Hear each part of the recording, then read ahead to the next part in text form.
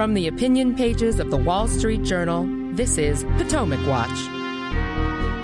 Welcome to Potomac Watch. I am Paul Gigot, editor of the Wall Street Journal editorial pages, and this is our daily podcast. And our guest today, Vivek Ramaswamy, entrepreneur, author of several books and op-ed pieces in the Wall Street Journal, and now candidate for the Republican nomination for president at the ripe old age of 37. Welcome, Mr. Ramaswamy. Great to have you here. Thanks for doing this. It's good to be on. You've made a name for yourself talking and writing about woke corporations and the ESG, environmental, social, and governance standards that distort the role of business. But I want to talk today about how you'd propose to return the United States to a faster economic growth path, because we seem stuck right now in stagflation, high inflation, 5% or so, still with slow growth. And Bidenomics says, let's do more of the same, more social spending, more regulation, more industrial policy. And even some Republicans, as you know, are moving in that direction. How would you return the U.S.? What policies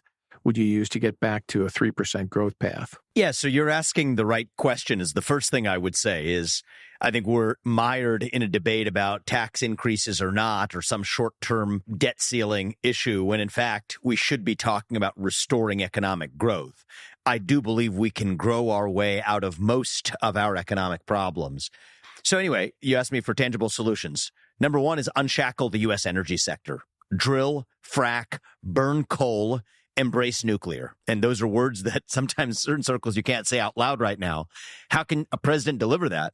I think the permitting process is badly broken. To call it broken, I think, is a little bit off, though. It's actually on purpose. It's broken on purpose because it is designed to stifle production here in the United States. I think broadly abandoning the climate cult that shackles the United States, while I think somewhat intentionally leaving places like China untouched, is a key to economic growth in the country itself. And Paul, just to put teeth behind that, one of the things that I said I would do, and I think this is as much a statement of our national culture as it is something that also has an effect on unshackling the energy sector itself, is issuing an executive order rescinding the mandate, direct or indirect, of the measurement of carbon emissions through any branch of the government. We're now seeing that permeate not just the EPA, but even the SEC and other branches of government. This would be an executive branch-wide mandate rolling back any direct or indirect mandate to measure carbon dioxide emissions. And so it's just the example of part of a broader toolkit of unshackling U.S. energy. Right. That's element number one, that both, by the way, relieves pressure on inflation. It's one of the drivers of inflation is increased energy costs, but it is also one of the keys to GDP growth itself. So that's the first of the few things I was going to mention to you. Yeah, okay. So energy, clearly a big part of the U.S. economy, but it's not the only part. That's right. On the fiscal policy front, do we need to do more to reform our tax system? Should we be cutting tax rates either on business or individuals, particularly entrepreneurs, to increase incentives? I would say both on businesses and on entrepreneurs. The only reason I didn't bring that up originally, Paul, is that this is just, you don't need me to tell you this. This is just obvious, right? I think that tried and true, if you want a pro-growth policy, lower taxes are part and parcel of that. And I think that there's plenty of, I'd absolutely be part of my own policy agenda. I was aiming to put a fine point on the distinctive elements of what I don't see discussed enough in our party. So if I'm governing as president, absolutely corporate tax rate cuts as well as individual tax rate cuts in a way that also squeezes out the, let's just say, the regulatory industrial complex of the tax arbitrage created out of the complex tax code that we have. Note that industry shrinks every bit as much as the absolute tax rates are lowered. The value of the complex scheme of deductions that we now have built into the system, the deadweight waste of tax compliance and tax arbitrage that comes out of that shrinks as a consequence too. So all of that is, I would almost say, goes without saying, but maybe we should say it, part of a pro-growth economic agenda as well. Well, the reason I ask is because I haven't heard you talk a lot about that. And, you hear, and that may be my fault, but you do hear a fair number of people on the right now say that, in fact, cutting tax rates is brain-dead Reaganism. It's not designed to address the main competitive challenges of the day. And by the way, it's a political vulnerability because the Democrats will do what Biden has done, which is to say, you're just giving tax breaks for the wealthy. I mean, are you willing to take on that criticism? Absolutely. Yeah. I think part of the reason I haven't leaned into it as much, Paul, although maybe you're nudging me and encouraging me in a good direction, is part of my agenda. Well, let's just say that what I've emphasized so far in the campaign trail is really what a president can himself do early on, like within the first few months. That's why I focused on the permitting process when it came to energy. I'll tell you about some of the other elements that I want to focus on as well. I think that one of the mistakes that many presidents make is that they lead with the legislative agenda. Frankly, it's the mistake that Trump made. You'll remember well, what was his promise? To repeal and replace Obamacare. Right. He couldn't do it because Congress wasn't lined up. And if you don't win with a moral mandate, which is to say a Reagan 1980s style mandate, now I do want to deliver that. That's part of the premise of my candidacy is I think we can win in a landslide election. Then it does open up legislation as a path of driving a lot of the agenda as well. But much of what I'm emphasizing on the campaign trail is starting with the even lower hanging fruit of what a president can deliver through executive leadership as empowered by Article 2 of the Constitution. That's why I've focused on a lot of bureaucratic reform. That's why I've focused on a lot of rescinding old executive orders like Johnson's 11246 on affirmative action. That's a good way of addressing the DEI problem that doesn't require, or the, let's just say, affirmative action infection in our economy that doesn't even require legislation at all, because we're just rescinding old executive orders that found their way to permeate the system. I talked about my carbon emissions executive order as well.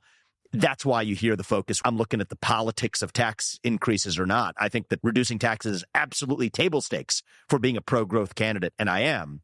But you're just hearing me put it more of an emphasis on what I don't even require necessarily the permission or forgiveness of Congress to do. Right. On the other hand, to get a mandate, you at least have to lay out what it is you would like to have accomplished legislatively. And just to give your example of permitting, there are things that the president can do with executive authority.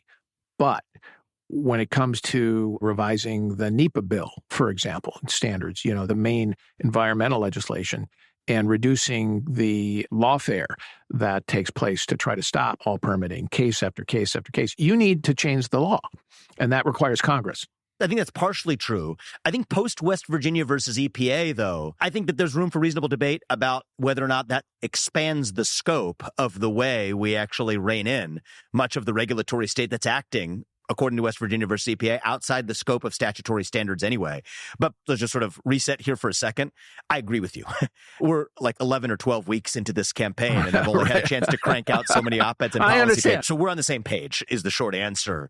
But part of the reason in the first short 12 weeks I've been in this campaign, the things I've emphasized are things that don't even require legislation, but actually can be achieved completely on constitutionally solid footing through executive authority, learning from the mistakes that past presidents have made, trying to lead with their legislative agenda first, then getting stifled, losing the window and the momentum that you have from victory. Part of my strategy is I'm rolling out my policies in somewhat the order that I approximately, not exactly, but approximately the order that I plan to go in as governing. However, I agree with you, and you will hear more about the legislative agenda in the fullness of this campaign, which has still a year and a half left ahead of us. Right. Okay. So when it comes to thinking about the economy and economic policy, fiscal, monetary, so on, what economists, others, business people do you listen to, admire, and think take for counsel? So right now, I think that we're putting together a pretty broad base, combination of libertarian-leaning economists, people from, I would say, who subscribe to, let's just say, more of a Austrian school of thought rather than a Keynesian one, but not being limited to the academic managerial class either. I came from a background in the hedge fund world and had some success doing that in the first 7 years of my career before going into the world of actually starting a biotech company. And I think some of the most brilliant minds I've met on even the plumbing of the financial system and the monetary system come not from those with government experience at all, but even those who are familiar with arbitraging against the mistakes the government makes. Yeah, and people understand markets. Exactly. And so some of them won't be names that, will be recognizable or even care to be named, and so be it. And a lot of them are in this just because they want to share their wisdom and can level with somebody who understands the way that they're talking about the experience of arbitraging, what they think actually needs to be fixed. And so... Can you give me a name or two? I'd rather be respectful of some of the... I just got off a conversation with one guy who, it's just out of human respect. I'd want to make sure a lot of these people who want to stay out of the limelight, I don't name them in a public without their permission, but I'll give you the profile of one who's a guy who's founded a major options trading and, clearing firm that has thought a lot about, actually in this particular case, it's not directly economic policy that I was just talking to him about, but about educational policy and about the data and the way you think about the arbitrage between how much is actually spent on overhead in the educational system between charter schools versus public schools. And if we were to draw a corporate analogy of how you would take that money and disperse it as a dividend, familiar to those of us who talk about that in the land of how you bring discipline to corporations, we could bring a similar model to the case of public schools and what the implications of that would be for economic growth if you actually took some of that excess deadweight cost and put it in the hands of families. So that was literally right before this podcast conversation that I was having with, again, somebody who's an arbitrageur, but understands how those principles can be applied for public policy. I'm not just a passive listener in a certain sense. I was a peer of this person in an earlier stage of my career. And so I think that opens up the aperture, Paul, of the places where we can seek advice, where it's not the traditional briefing model. We're doing some of that, where, we'll have an academic economist show up and offer their model and perspective, but also having more just level-setting conversations with people who have a deep understanding of markets. Yes, how to make money in markets, but also bring a mentality that you don't necessarily get from the policy advisor class. And we're doing both of them. All right. You have talked and written about the Federal Reserve reform, talking about going to a commodity basket standard to guide monetary policy to go to a stable dollar, stable prices. How do you enforce that as a president? Do you have to get some new mandate for the Federal Reserve, which, as you know, is now a dual mandate of full employment and stable prices? Or is the only way you can do it really through the appointment process and getting a new chairman of the Fed when the current Fed chairman's term expires, which would within a year of the next presidency, and through the Board of Governors? How do you do it? Sure. And just a line for those who may not be familiar with the piece that I wrote on your pages and have been advocating for elsewhere. One of the things I've said is reform of the Federal Reserve through stabilizing the U.S. dollar is, among other things, there are other good things about it too, but among other things, one of the tickets to unlocking GDP growth in the country. The equivalent of, let's say the number of minutes in an hour were volatile, you and I wouldn't have shown up to this conversation at the same time. In the same way, dollars don't find their way to the most efficient projects for that capital when the dollar is as volatile as it's been. And so that's just one small analogy to explain the concept. We could go into far greater depth on the substance. Your question is about implementation. So I think there's three paths to implementation here. One would be the legislative path. And I think it is a reasonable discussion to have to actually restore a single mandate rather than the dual mandate. And that's something I would favor. However, I don't think that's the only lever available. I think the appointment process that you brought up is, I think, a certainly legitimate one of finding a Federal Reserve chairman in the tradition of Manley Johnson, perhaps. Now, you didn't mention Paul Volcker. Potentially. I give Johnson the credit. You debate Paul Volcker's legacy. Exactly. This gets into some details of ancient history that most people today have either long forgotten or don't care about. But, for the historians, we could have that, let history decide who gets credit for what. But regardless, I think that that's certainly one lever the president has. Now, if you look at the timing of that appointment, it looks like I would inherit, should I be elected, Jerome Powell as still the chairman of the Federal Reserve. But for a year. For a year. But I'm in a rush to get things done. And I think history would suggest that, again, the first year is where you can deliver a lot of your impact. And, after that, I think you turn to your legislative agenda.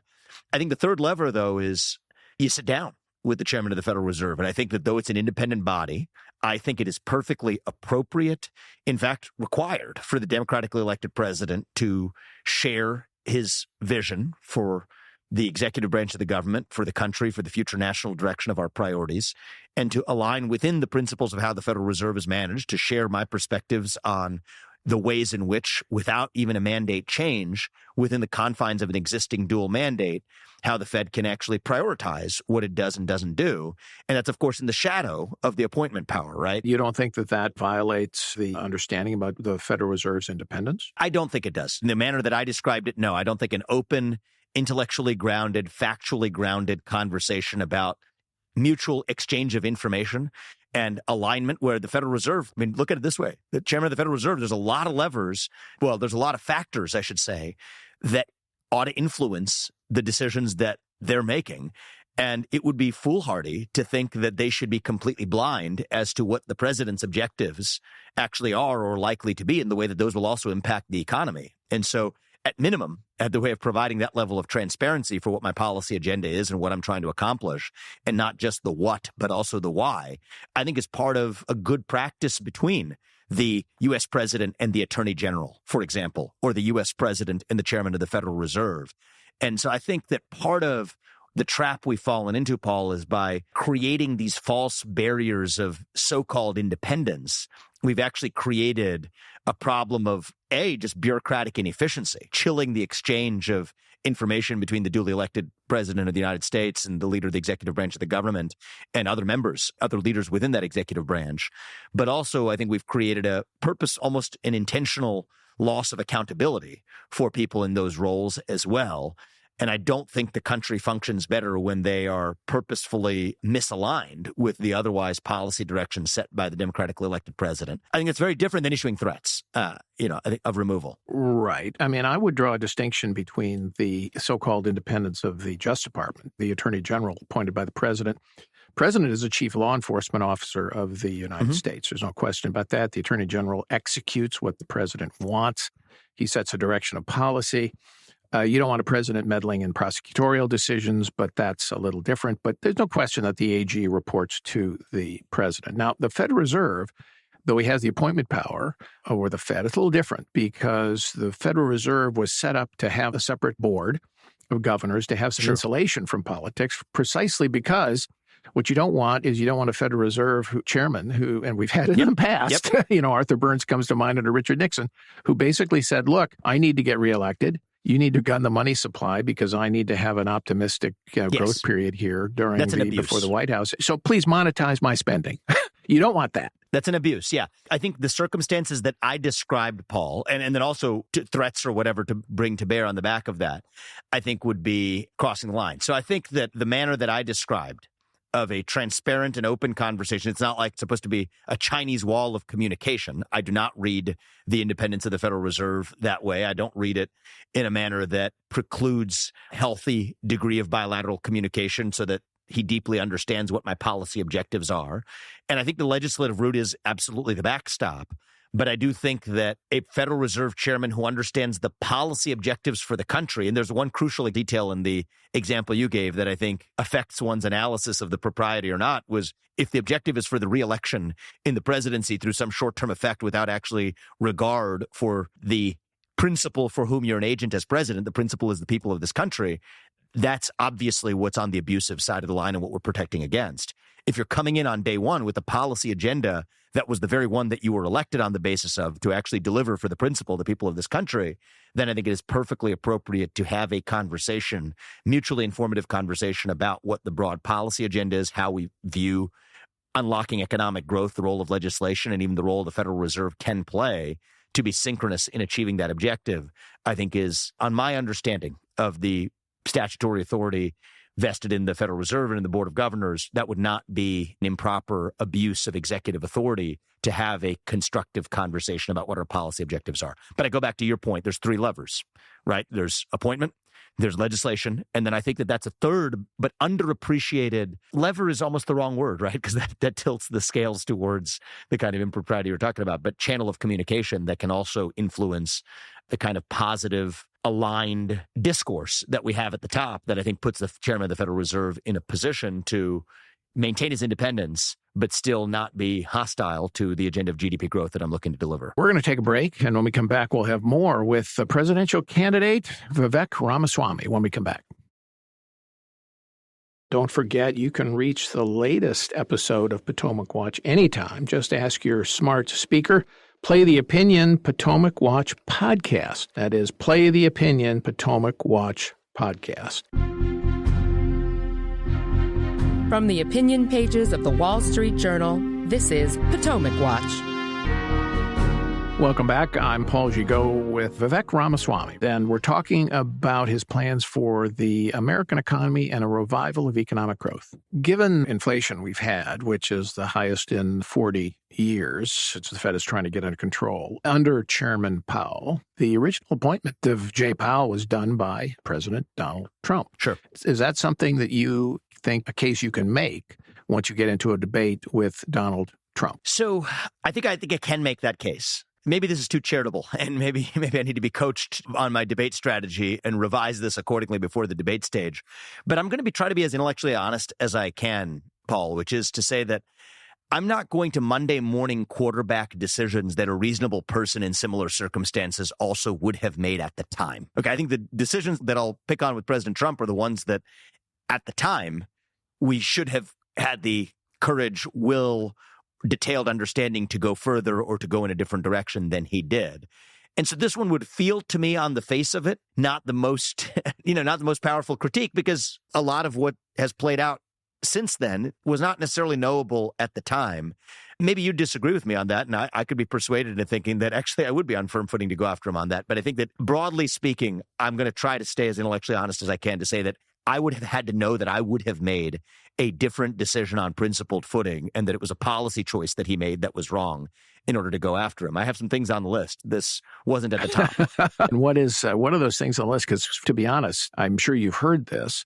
There's been a fair amount of criticism of not just you, but of all the other candidates in the race who not named Trump, that they have been too timid in going after the former president for some of his policy mistakes and things where he could be faulted. And the explanation is, well, that they're just afraid to upset Donald Trump and his supporters. So what would you put on the list? I'd say, for example, shutting down the U.S. Department of Education. It's still here. It's bigger. He should have done that? Absolutely should have done it. But he shut down the whole government during COVID. He shut down the economy during COVID. How about that? I think I actually think that that's a perfectly legitimate, in a different sense of the word shutdown. You're playing on the word here. This would say shut down and don't come back and don't spend the money. There you shut it down and still spend the money and then it came back, right? And so, so both, I think, are legitimate areas for criticism that you've already heard. Maybe you haven't, but on the campaign trail, I've already been vocal about both of those points. I also tell you, we haven't even had the first debate. If I had one area that I've been most pointed in my criticism of Trump, I don't want to preliminarily criticize him if he does. I mean, I expect him to show up on the debate stage. I do. I think it would be a mistake for him, for the country, for the Republican Party, if he didn't. But if he does not, you will see me unrestrained in my criticism of even that, and the cultural tone that it says for our movement and as a party that wants to be the best version of ourselves, that preaches the merits of free speech. I think you can't sit across the table from Xi Jinping with the spine if you're not going to sit across the table from a new challenger on a debate stage either. And so I'm not protecting anyone from criticism. I think a big part of what you've seen from me, and I hope you're going to continue to see from me, is a focus on the what and the why. What do we stand for and why do we stand for it, rather than obsessing over the question of the who, which is, I think, a mistake the Republican Party too often makes. Ronna McDaniel or somebody else, Kevin McCarthy or somebody else, and then you get the presidential context, Donald Trump or somebody else. What I want to do in this race is I want to be the person this year who leads the way in defining the what and the why. What do we stand for? Why do we stand for it? And it is my expectation and hope that next year the voters will reward the person who actually led the way because they want a leader in the White House, not just a follower. And part of the case that I make, and I say this to grassroots audiences, is that I think America First is a broad label to apply, but I assume that mantle proudly. America First does not belong to Donald Trump. Doesn't belong to Ron DeSantis. It didn't belong to Ronald Reagan when he said the same thing. It doesn't belong to me when I say it either. It belongs to the people of this country. And I think I will go further with that agenda, America First principles, than Donald Trump did, because we're doing it based on first principles and moral authority, not just vengeance and grievance. And so the contrasts that I'll be drawing from Trump are not going to be just limited to policy. I think some of the most important contrasts relate to actually the method of leadership and manner of leadership and motivation, grounded in principles and moral foundations, rather than on vengeance and grievance. I think that might be the biggest contrast of all, actually. And so I'm not afraid to draw policy contrasts, but if you're asking me what contrasts I'm going to draw most in the case that I make to the voter, it's actually probably going to be more of the latter. Well, just in terms of the practical challenges of running for the Republican nomination, you're going to have, looks like now, Ron DeSantis is going to get in, Tim Scott's getting in, Mike Pence aiming to get in addition to Nikki Haley, and so on.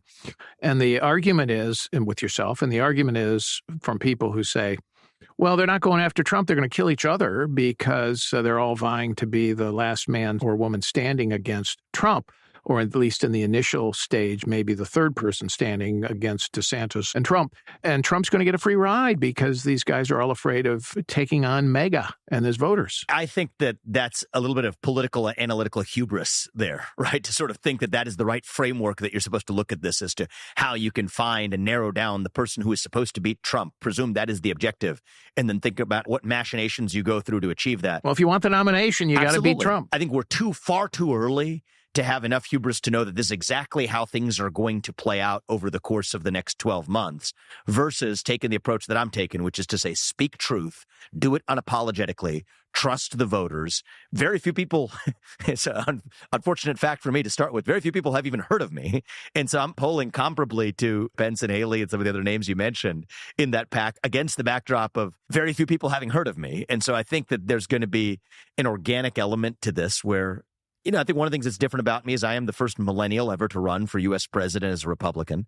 I think that positions me uniquely to reach the next generation of Americans.